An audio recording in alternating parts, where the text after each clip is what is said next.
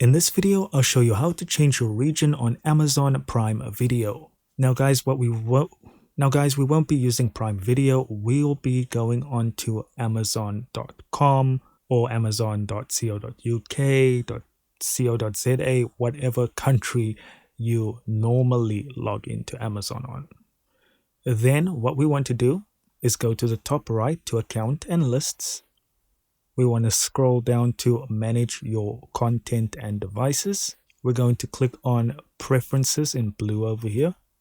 Then Preferences again on the top. Then on the right, there's a drop down for Country Region Settings. Click on Change. And now you need to put in your full name, your new address, and the country as well as your phone number, and hit Update. So this is only for if you are actually in a new country and you have a new address, or you're in the same country and, well, you have a new address. And Amazon will verify this information, likely via email, so keep that in mind. Guys, thank you so much for watching. Don't forget to hit like and subscribe, and I'll see you in the next video.